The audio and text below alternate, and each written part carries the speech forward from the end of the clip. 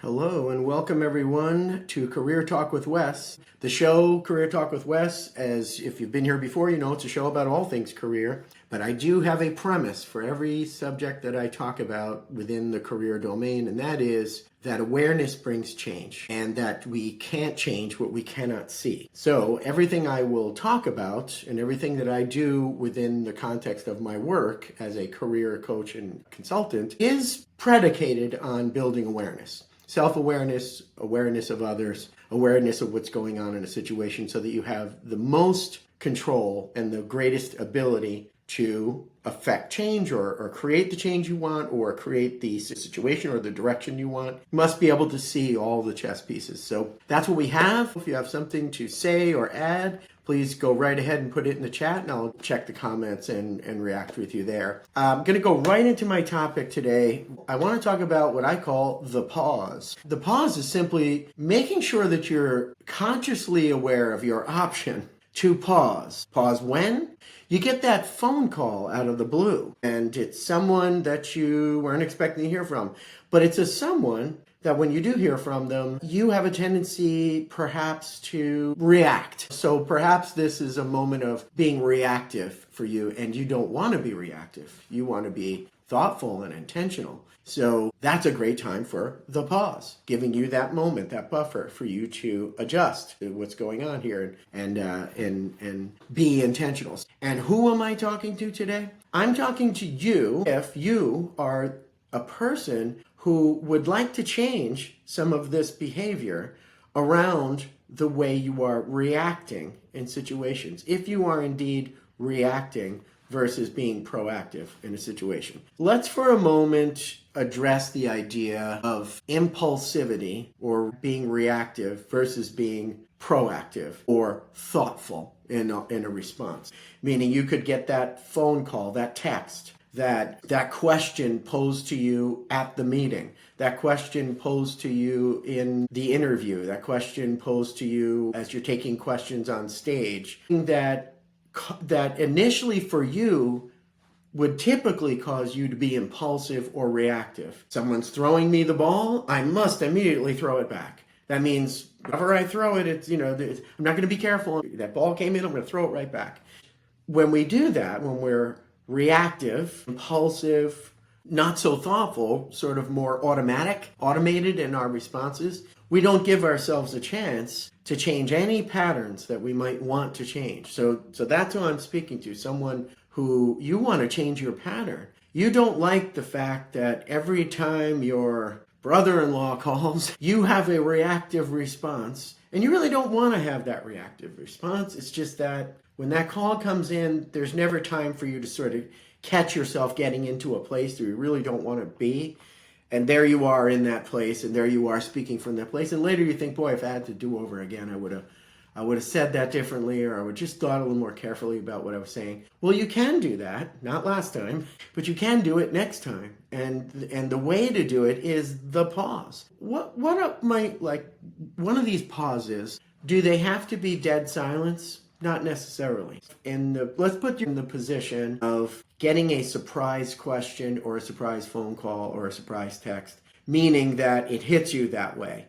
Something hits you and you feel, maybe you're having an emotional response. This would be when it's most needed, when you most would like to have this pause inserted into your life or to have it in your back pocket as a tool you can use. When something comes to you and it hits you emotionally before it hits you cognitively, so you have your emotional reaction to it before you have a thoughtful reaction to it, that here's what I'd like to respond thoughtfully and intentionally about that, or carefully, or constructively, or strategically. Now, if we talk about careers, right, those are good words. Being strategic, being constructive, being productive, being thoughtful. I don't mean this for decision making yet, anyway. Decision making is another topic. There are times when you want to be able to make a decision quickly, and sometimes we'll be saying the opposite, that we want to be able to take what we have and make a decision.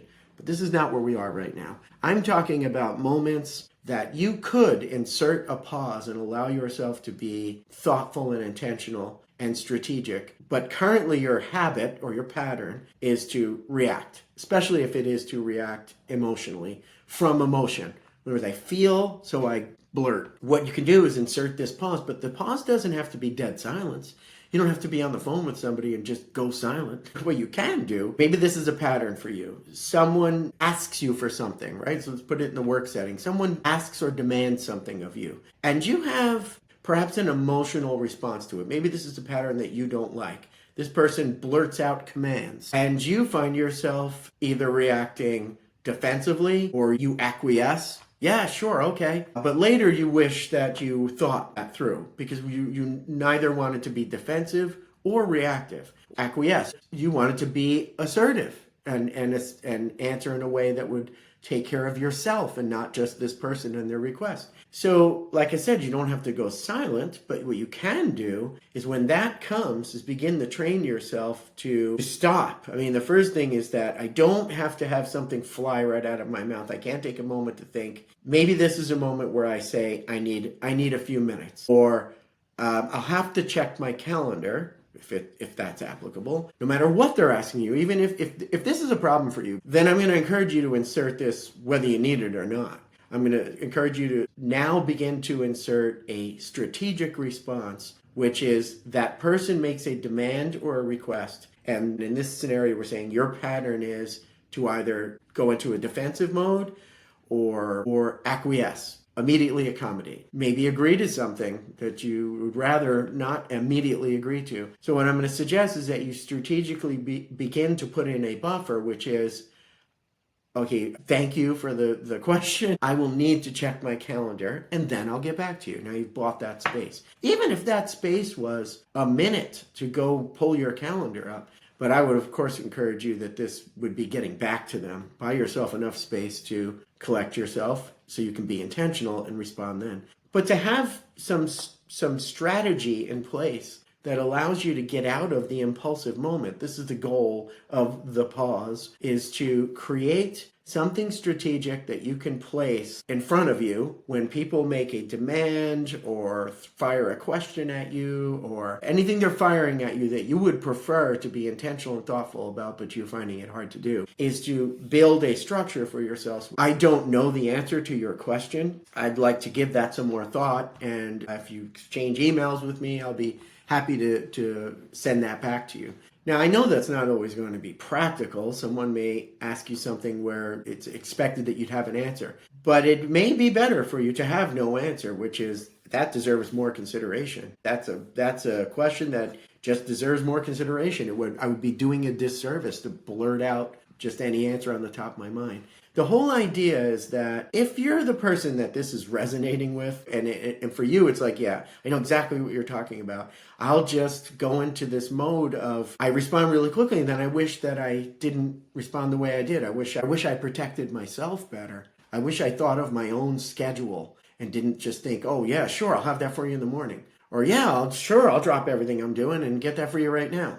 If that's your impulse, I doubt that's always going to work out well. This strategy of dropping this little spacer or a buffer is going to give you a space of contemplation, a space of reflection, a space of strategic thought, so that you have the moment to think, what's really best here? What's best for me? What's best for this person? What's best for this organization? What's best in this moment? Should I give my half-baked answer, or might it be better if I fully baked it and then sent it? Or you can, of course, buy a spacer that says, I simply just don't know.